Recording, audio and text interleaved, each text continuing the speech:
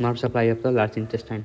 यसमा के हुन्छ नर्भ सप्लाई जुन छ नि लार्ज इन्टेस्टाइनको त्यो चाहिँ हाम्रो एक्सेप्ट के छ lower half of the anal canal बाहेक अरू सबै सिम्पेथेटिक प्यारासिम्पेटिक सप्लाई गएको हुन्छ। मिडगटको सिम्पेथेटिक सप्लाई भनेको सिलियक एन्ड सुपेरियर मेसेन्ट्रिक ग्याङ्ग्लियाबाट भएको हुन्छ T11 to L1। अनि प्यारासिम्पेटिक जुन छ भ्यागसबाट भएको हुन्छ। हिन्ड गटमा हेऱ्यो भने सिम्पेथेटिक भनेको लम्बर चेनबाट हुन्छ L1 L2। अनि प्यारासिम्पेटिक भनेको पेल्भिक स्प्लान्चिक नर्भबाट भएको हुन्छ नर्भ इरिगेन्ट्स जसलाई भन्छ erigentes nerve erigentes. Function of colon हेऱ्यो भने कोलोन काम के हुन्छ lubrication of the faeces by the mucus absorption of the water salt other solutes. त्यसपछि हाम्रो bacterial flora of the colon synthesis vitamin B and mucoid secretion of the colon is rich in the antibody IgA। अनि त्यसले के गर्छ protect the invasion of the micro अर्गानिजमलाई त्यो गर्नुपर्छ। अब भनेको हाम्रो एन्टोमी अफ सिकममा हेरौँ न। एन्टोमी अफ सिकम भनेको के हो कस्तो हुन्छ कि ब्लाइन्ड इन्ड हुन्छ कुल्टी स्याक भनिन्छ त्यसलाई लेभल अफ इलियक ओपनिङमा हाम्रो हुन्छ। त्यसपछि हाम्रो भनेको यो first part of large intestine हो। यो भनेको के हो राइट इलियक फोसा हुन्छ जसमा सिकम एन्ड एपेन्डिक्स पर्छ। Lies of the lateral part of the inguinal ligament कहाँ हुन्छ कि lateral part of the inguinal लिगामेन्टमा हुन्छ। यसको वाइड हेऱ्यो भने 6 cm वाइड हुन्छ 8 cm लङ हुन्छ। यसको development of the appendix and caecum हेऱ्यो भने post arterial segment of the primitive intestine लुपबाट भएको हुन्छ। दिस इज पोस्ट आर्टियल एपेन्डिक्सको पोस्ट आर्टियल सेगमेन्ट। अनि यो चाहिँ हाम्रो सुपर मेजेन्ट्रिक आर्टरी भयो। यो चाहिँ हाम्रो इन्टेस्टाइन भयो।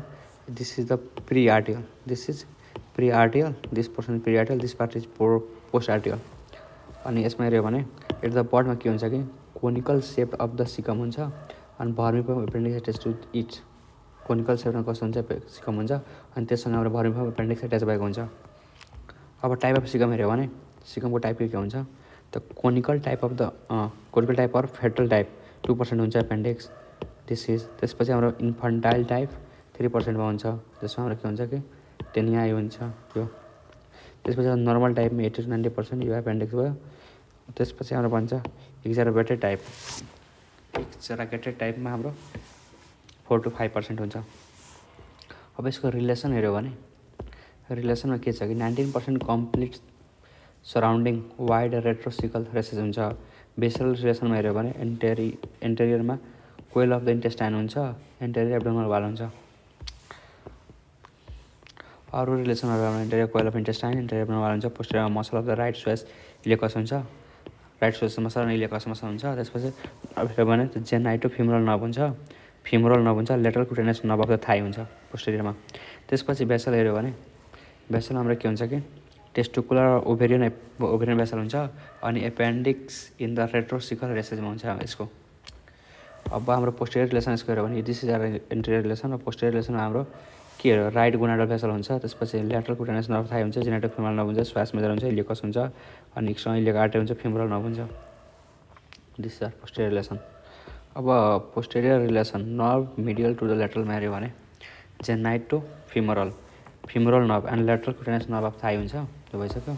कम्युनिकेसन हेऱ्यो भने यसको कोसँग कम्युनिकेसन हुन्छ इलियमसँग हुन्छ ascending colon this is ascending कोलनसँग हुन्छ अनि अर्को भनेको हाम्रो एपेन्डिक्ससँग हुन्छ।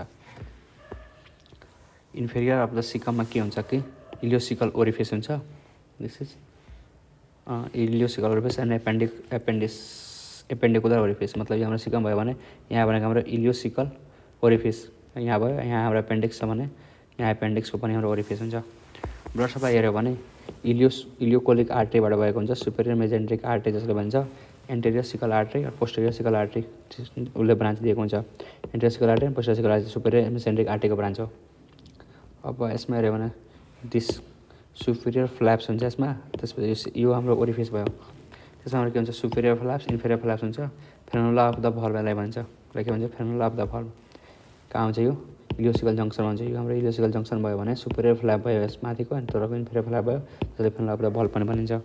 ब्लड सप्लाई भइसक्यो हाम्रो भेनस ड्रेनेज हेऱ्यो भने इलियोकोलिक टु द सुपेरियर मेजेन्ट्रिक भेनमा जान्छ अनि त्यसपछि पोर्टल भेनमा जान्छ। लिम्फेटिक ड्रेनेज हेऱ्यो भने इलियोकोलिक लिम्फ नोडहरू हुन्छ superior mesenteric of the preaortic lymph नोड्समा जान्छ। This is regarding the anatomy of the caecum and nerve supply.